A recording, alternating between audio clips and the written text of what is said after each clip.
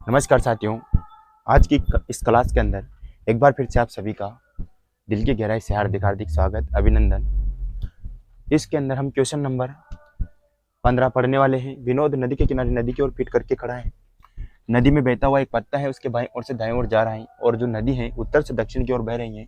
तो बताओ विनोद का मुंह किस दिशा में है। बेटा अपन को पता नहीं है, लेकिन अपन से पूछा गया है कि जो विनोद है, विनोद का मुंह कौन सी दिशा में है। आपसे क्या पूछा गया है, जो विनोद है इसका मुंह की कौन सी दिशा में है।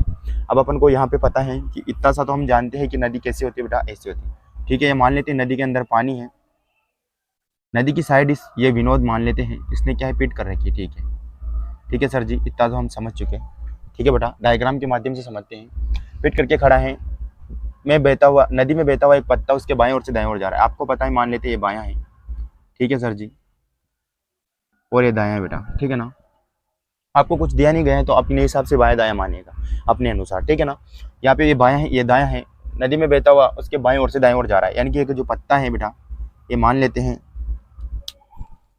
ये क्या है, ये पत्ता है। ठीक है, ठीक है सर जी, ये क्या है बेटा, बाएं ओर से दाएं ओर जा रहा है।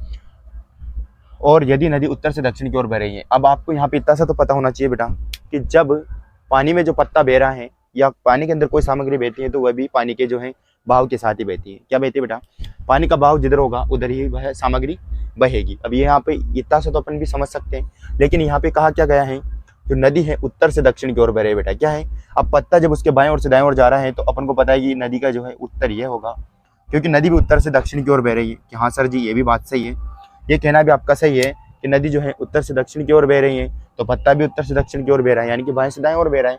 ठीक है, आपसे कहा क्या गया है, तो बताओ विनोद का मुख किस दिशा में। विनोद की पीठ जब विनोद की जो पीठ है बेटा, वह नदी की साइड है। क्या है, नदी की साइड है। उत्तर के दाएं ओर हमेशा क्या होगा, पूर्व। मैंने क्या लिखा था नोट करके, फिर भी याद कर लीजिएगा, नोट उत्तर के दाईं ओर, उत्तर के दाएं ओर हमेशा हमेशा पूर्व होगा। क्या होगा बेटा, पूर्व होगा। अरे हाँ सर जी, अब उत्तर के दाएं ओर आपको पता है घड़ी की दिशा में जाइएगा, उत्तर के घड़ी की दिशा में जाओगे तो बेटा पूर्व यहाँ आएगा। अरे सर जी, पूर्व यहाँ आएगा तो इसके जस्ट सामने पश्चिम आएगा। क्या आएगा, पश्चिम आएगा।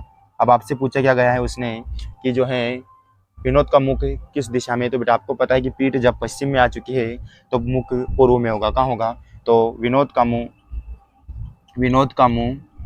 कहाँ होगा बेटा, पूर्व दिशा में। कहाँ होगा, पूर्व दिशा में होगा, पूर्व दिशा में होगा। चलते नेक्स्ट क्वेश्चन के तरफ। क्वेश्चन नंबर 16, क्वेश्चन नंबर 16 इस प्रकार की क्वेश्चन के अंदर बेटा आपको ध्यान ये रखना है,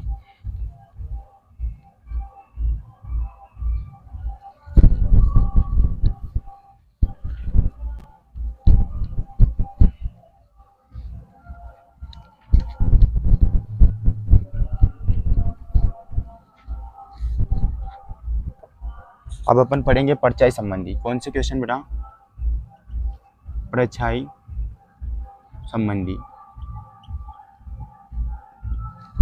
परछाई संबंधी के अंदर यहाँ पे आपको इंपोर्टेंट ये याद रखना है, ये भी नोट करके लिख लीजिएगा बेटा। जिस दिशा से प्रकाश आ रहा है उसके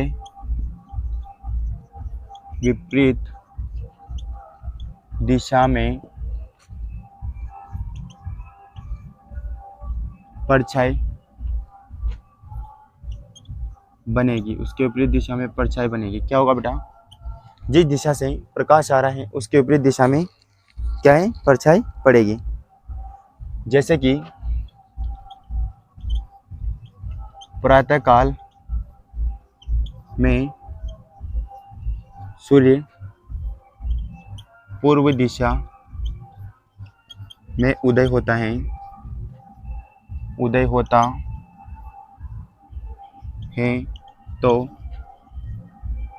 परछाई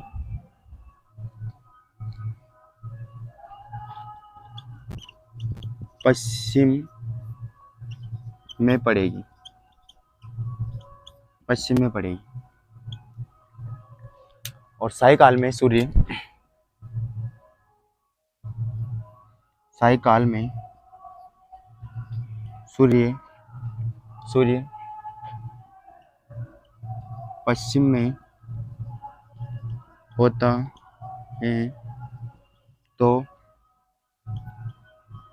परछाई पूर्व में बनेगी।